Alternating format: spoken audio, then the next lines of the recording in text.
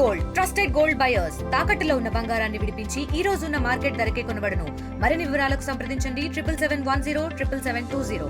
అమరావతి అద్భుతమైన దినాన్న చంద్రబాబు నాయుడు గారు మోడీ గారి చేత శంకుస్థాపన చేయించారు. ఆ దినం ఆ ముహూర్తం బ్రహ్మ ముహూర్తం.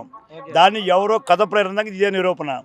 ఒక ఎంతమంది రాక్షసులు ఈ విశ్వామిత్ర యజ్ఞం మీద శిషం పోసిన యజ్ఞం కొనసాగింది. రాముడు అయినాడు. జగన్మోహన్ రెడ్డి ఎన్ని కుట్రల్లో కుతంత్రాలు చేసినా చంద్రుడు అయినాడు. అంచేత ఇంద్రుడికి అమరావతి ఇది. ఇప్పుడు ఈ చంద్రుడికి అమరావతి ఒక ఐకాన్. మరి జన్మలు కాదు, దేశ ప్రతిష్టలో చంద్రబాబు నాయుడు అమరావతికి ఒక ప్రతీక. అమరావతి ప్రపంచంలోనే ఒక మహానగరంగా తయారు కాబోతోంది.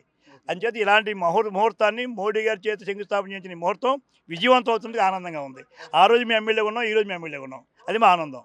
చాలా ఆనందంగా ఉంది. ముఖ్యంగా మహిళలు, యువత చాలా ఆనందంగా, ఒక నమ్మకం చంద్రబాబు నాయుడు గారు వస్తేనే అమరావతి పూర్తి అవుతుందన్నారు. ఆ నమ్మకాన్ని నిలబెట్టుకోబోతున్నారు చంద్రబాబు నాయుడు గారు. విపక్ష నేతలకు అందరికీ ప్రజా రాజధాని ప్రజల భాగస్వామ్యం కావాలన్నారు. కానీ ఈరోజు ఆహ్వానం అందినా జగన్ రాలేదు. ఎలా చూస్తారు?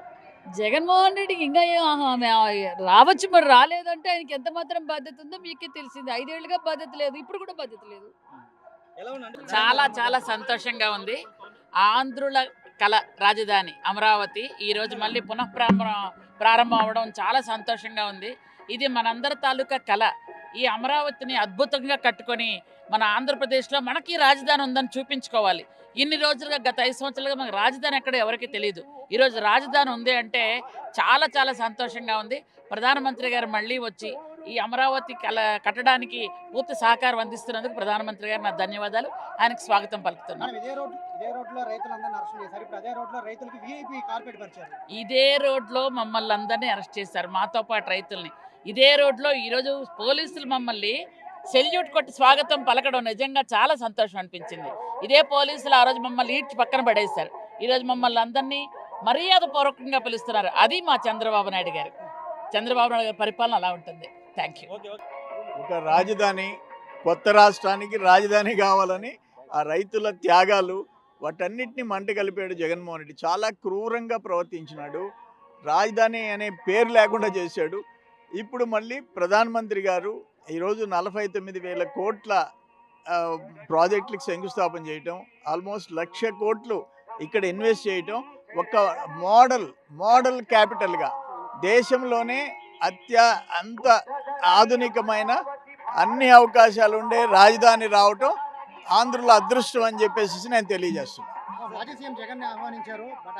ఆయన జగన్మోహన్ రెడ్డి రాడు కదా. జగన్మోహన్ రెడ్డి అసెంబ్లీకి రాలేదు, ఇక్కడికి రాడు. ఒక మంచి జరిగేది జగన్మోహన్ రెడ్డికి ఇష్టంలే. ఈ రాష్ట్రం బాగుపడేది ఆయనకి ఇష్టంలే. ఆయన టీం మాత్రం ఆర్థికంగా బలపడాలా, వాడు సుఖంగా ఉండాలా, కుర్రోళ్ళందరూ మంటలో కలిసిపోవాలా. సో వాట్ ఎవర్, ఇది ఒక చారిత్రాత్మకమైన రోజు. 5 సంవత్సరాలు నువ్వు చూపించిన నరకానికి ప్రజలు తిరిగి గుణపాఠం చెప్పారు. ఈరోజు సాక్షాత్ ప్రధానమంత్రి గారు వచ్చి శంకుస్థాపన చేస్తున్నారు. అంతకంటే సంతోషం ఏముంటుంది? ఒక కొత్త రాష్ట్రం ఏర్పడటం, మొట్టమొదటిసారి రాజధాని నిర్ణయించబడటం నా నియోజకవర్గంలో. అంతేకాకుండా మధ్యలో అనేక బాధలు, ఆ తర్వాత మళ్ళా తిరిగి పునర్నిర్మాణం కూడా జరుగుతుంది. అప్పుడున్న ప్రభుత్వాలు ఇప్పుడు ఉండటం కూడా చాలా సంతోషదాయకంగా భావిస్తుంది. ఇది మేము యొక్క అదృష్టంగా, ప్రజల అదృష్టంగా భావిస్తూ ఉన్నాము. ఈ రాష్ట్రానికి మళ్ళీ పునర్జీవనం కల్పించి ఈరోజు చేస్తుంటే మనసు ఉప్పొంగిపోతూ ఉంది.